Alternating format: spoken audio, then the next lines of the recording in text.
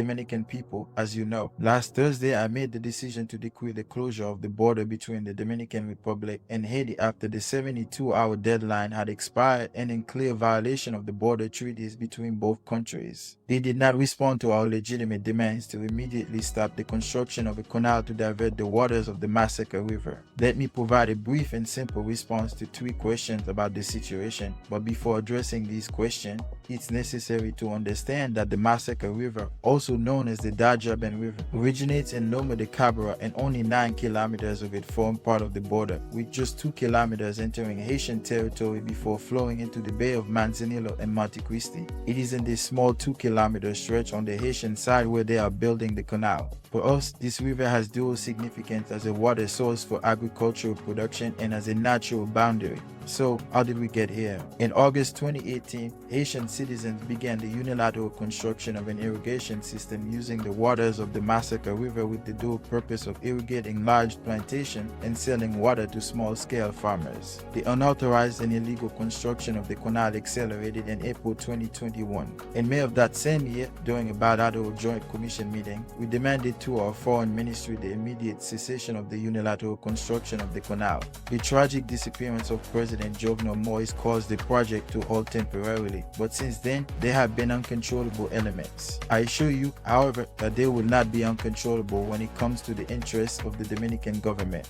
The Haitian people are suffering the consequences of the instability and insecurity that, in our view, can only be resolved with the help of the international community. In light of this grave situation, which extends beyond the borders of our neighboring country and directly affects our interests and legitimate rights, we felt the need to provide a strong response in self-defense against the uncontrollable groups that do not obey the Haitian constitutional order or recognize bilateral agreements. The Dominican Constitution, which I am sworn to uphold, guarantees the inviolability of our territory and obligates us to regulate the sustainable use and protection of border rivers while respecting the principles outlined in the 1929 Treaty of Peace, Friendship, and Arbitration and the 1936 Review Protocol. This treaty, in Article 10, states that when rivers and other watercourses originate in one state's territory and flow to or serve as boundaries between both states, both parties share responsibility. That is precisely what some Haitian individuals are doing. Why have we taken measures to stop the unilateral construction?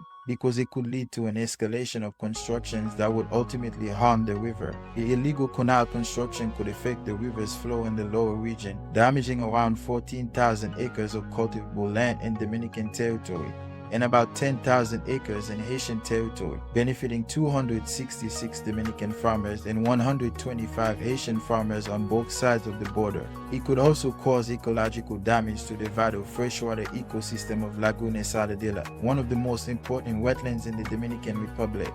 Haiti's lack of planning has resulted in the destruction of its ecosystem and mismanagement of its natural resources, leading to uncoordinated and unplanned actions such as this on the Massacre River. The Dominican Republic has the right to take actions that guarantee our rights in accordance with our laws and international agreements on border matters. Our goal is to ensure security and national interests, as well as protect our rivers, environment, and agricultural production. To demonstrate our commitment to preventing this, we suspended visa issuance, prohibited the entry of project promoters into the country, closed the land, air, and sea borders, ordered the reactivation of the Vigo water intake, initiated the construction of the Don Miguel Dam, and increased military presence along the entire border. These measures will remain in effect until we achieve the definitive cessation of the ongoing canal construction. This is not a conflict between two peoples, as neither the Dominican nor the Haitian people seek confrontation.